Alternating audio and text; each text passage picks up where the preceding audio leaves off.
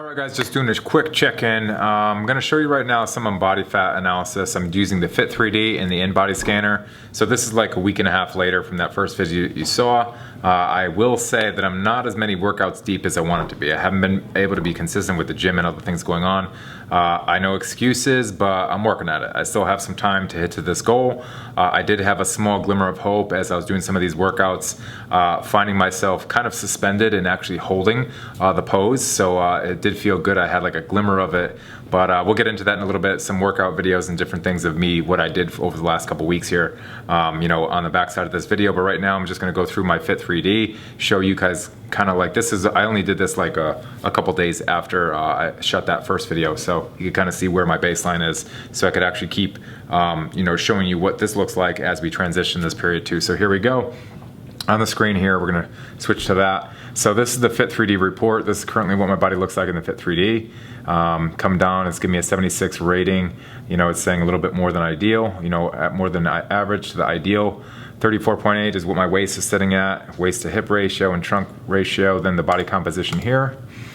I'm sitting at 11.69% body fat, says the Fit3D, and we'll see what the InBody says in a minute.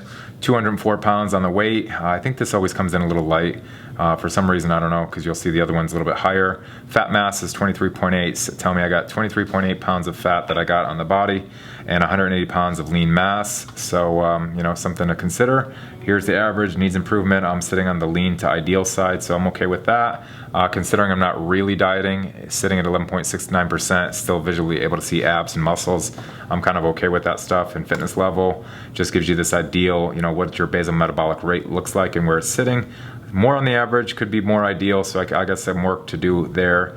But in posture, from the back side, I could see that I'm actually sitting probably a little bit misaligned, and you'll see a position a little bit here. The side, looks like my head's tilted just the front a little bit. I don't like that. Gonna have to work on some things there. From the front, I look pretty even.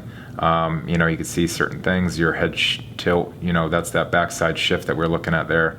And then here's that pressure that I'm putting more pressure on the right side foot versus the left. So some cool analysis that you get from the Fit3D here. And then here's the measurements. So you can see currently what I'm looking at, about a 17-inch neck, 46 in the chest, waist 34.8, and then all the other measurements here. So some great stuff from Fit3D. Love using it. Gives us some great feedback. Let's switch over to InBody. So InBody here, this is my current last one. This is the same day I did the Fit3D, literally like minutes apart.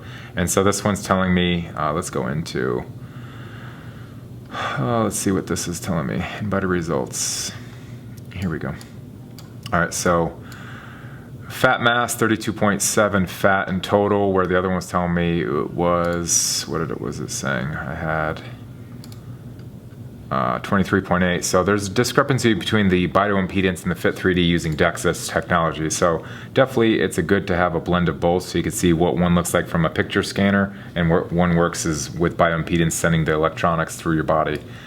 This one's telling me I got 32.7, like I said, pounds of mass, sitting at 15.8% body fat, where the other one was telling me 11. So for some reason, my body always, when I do the electric hand calipers or the bioimpedance through InBody, is always higher. I don't understand, you know, why that happens for me, but it's something I've noticed very consistent. When I ever do bioimpedance, my body fat says I'm much, much higher than I am.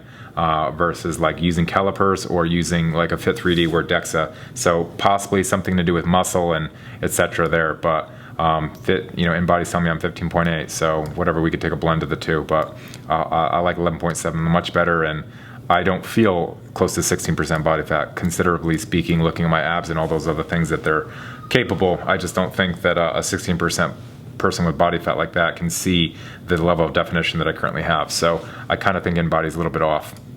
But you can see weight from my previous scan was 206, went up a little bit. Skeletal muscle stayed the same. Percentage of body fat went up slightly there, and then extracellular water, you know, went down a little bit. So these are my results, and you could take it with a grain of salt. They're just results. and there is obviously some error in some of this functionality, but that's currently where I'm at. So if you're still with me on this video, that was a quick scan of where I was at. A picture of time says these baseline assessment tools, and again, they're relative.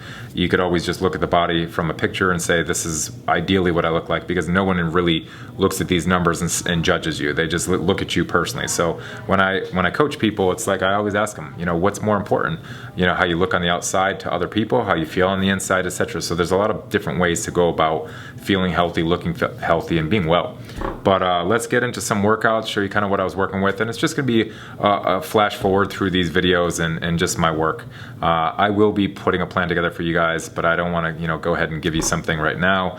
I want to build it out and put some thought and sequence into it. So go ahead and watch the videos and stay tuned for next week as I share with you what I was able to accomplish this week. Thank